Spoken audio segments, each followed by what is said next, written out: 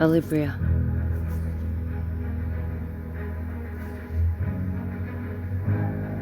In the beginning the light reached the furthest places, and the darkness did not exist, I'm told. The city of Alibria shone as bright with pathways made of gold. Destined to birth the queen, the lady she knew not all was fair, for she was troubled by the wounds that no man could nor would ever bear.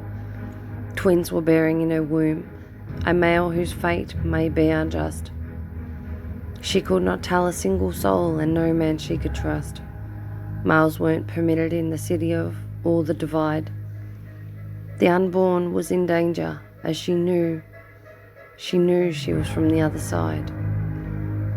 Her daughter would be the queen of Alibria, and her duties would be certified. But what's to become then of her son? In tears of anguish she had cried.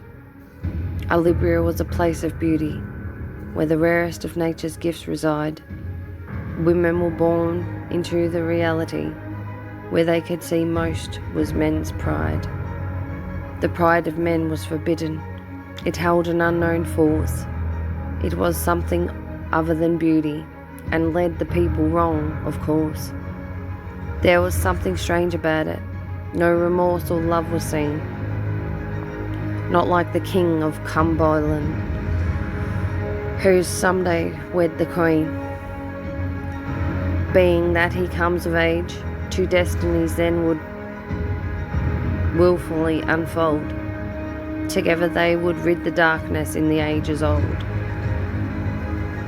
Being that of light will flourish in everything they do. No amount of pain or sorrow would come running through. The city of Alibria would find peace and harmony once again, and men and women would reunite, and pride themselves would reign. But for now there's many years we must endure before they wed. The city of Alibria shines halfway bright instead.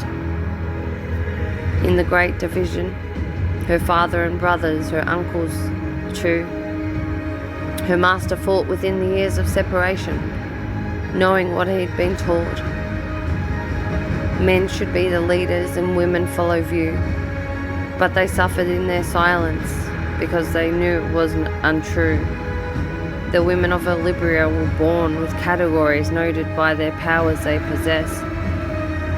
They would live separate quarters of the city. The talents were the strongest, having the ability to sense pride in men, and the wisdom of the stars, the power of intuition and the ability to heal others.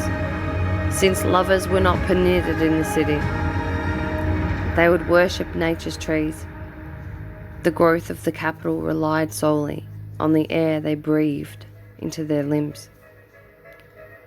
Most peculiar were the women, those with red hair and blue eyes, having the power of persuasion and the ability to sense pride and ego. They were the talents.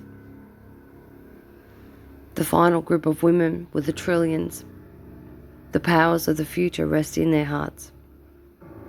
Predictions and cautions lay strong in their ability to see further realms than the other side, where the men congregate. All three categories never seem wasted in such a quest. Against the village of Miziel, where the men lived and dwell, awaiting the king and his queen's coming of age.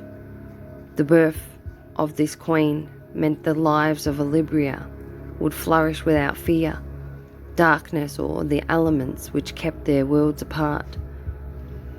There was much weighing on the arrival of this fair child, but the unknowing gloom rested on the Maya's heart, knowing her son would face a world of questioning and the toughest of lives on the other side of pride.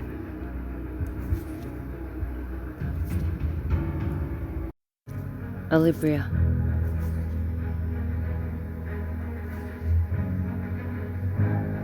In the beginning the light reached the furthest places, and the darkness did not exist, I'm told. The city of